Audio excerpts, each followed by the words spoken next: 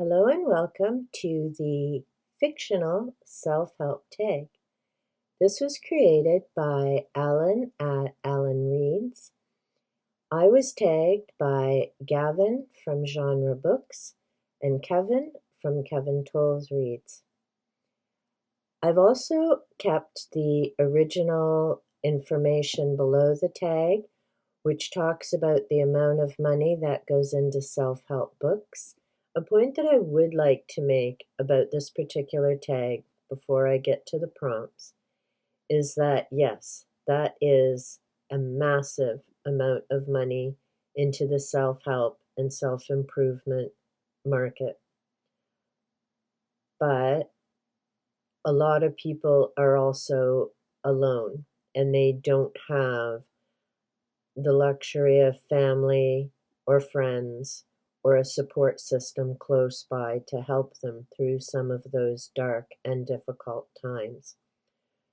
If you happen to be one of those people, then please make sure that you are getting to resources that can be of benefit, whether that's in the form of a book that you can read at home, getting in touch with your mental health practitioner, reach out and get support. I know for myself, there are various books that I talk about. I have a number of self-help books. I've acquired them over decades. I've worked through some of the programs. I'm working through some of the programs this year. There are two books that I can think of when I had my back injury that made a world of difference for me, because except for my husband, there really weren't a lot of people around showing support or helping out. I think it is important to note that that amount of money being spent on self-help or self-improvement in 1 year definitely speaks to the number of people who are in pain, who are suffering, and who are trying to find a way to get back on track and get to a better place, because not all of us are lucky enough to have people close by to help support us. So I certainly would not want to discourage people from using those options. If it works for you, then please make sure to continue using them. Also, if you're going through a difficult or challenging time, be sure that you're reaching out to your medical health practitioner. Your family, if you're lucky enough to have them still with you. I am not. If you have friends, make sure that you're talking to somebody. The prompts, of course, relate to picking fictional characters to help you through. Number 1, learning a foreign language. Who would you choose to help you learn a new language or brush up on one you can already speak but not very well? My pick is Dracula, and I would like him to help me brush up on my Hungarian, which is my first language. But since my family passed a number of years ago, it's pretty much just English. I have sadly forgotten most of my first language. So I would very much enjoy being able to speak Hungarian with someone again. And I know although Vlad was Romanian, he was very fluent in both Hungarian and Romanian because the cultures were very interconnected. Number 2, life is uncertain at the moment. You think? Who would you choose to help you prepare for future eventualities? Who will teach you the survival skills you need? I really hummed and hawed about this one, but I picked Stevie Ray from the House of Night series, written by Kristen and PC Cast. It's about vampires. They're teenagers and they go to a school called the House of Night. Stevie Ray is not the main character, but she's certainly one of the top characters in the series.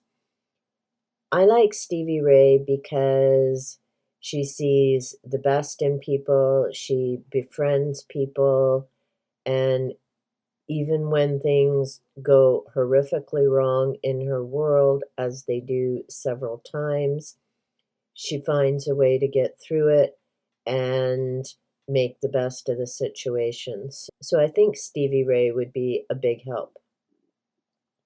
Number 3, everyone should be able to cook at least one outstanding meal. Who would you choose to help you plan and prepare that meal? Looking through the books that I've read and trying to think of, where meals come up as maybe part of the story, the person I thought of is Garlic from Garlic and the Vampire. One, because she has this wonderful friend, the witch who, of course, runs the farm where they grow the vegetables. And I think it would be amazing to have Garlic help me put together a great meal. Number 4, life is tough and unpredictable, and you should be able to defend yourself. Who would you choose to teach you some basic self-defense? That was an easy one. I would pick Lan from The Wheel of Time. I mean, he knows how to use a sword. He's gotten through a lot of challenges, not just physically, but emotionally. So Lan is definitely the teacher I would pick for that. Number 5, life can be chaotic at times. Who would you like to teach you mindfulness or relaxation? This one was again an easy answer for me, and it was Spock. I mean, he's a Vulcan, he knows about self-discipline, he knows how to stay calm in a variety of situations, so I would definitely pick Spock to help me with a lot of that. Number 6 is free choice. What else would you like to learn to do, and which fictional character is going to teach you how? It took me a little while to come up with what other quality would I like. And I came up with being able to go more with the flow of whatever comes up and not having it quite throw you as much for a loop when it happens, and not feeling like you're completely off track and off the rails when it's just a small detour and it's where you're supposed to be. The character I picked for that is Harry Dresden. Now, I've only read the first book in the series, so this is solely based on the one book.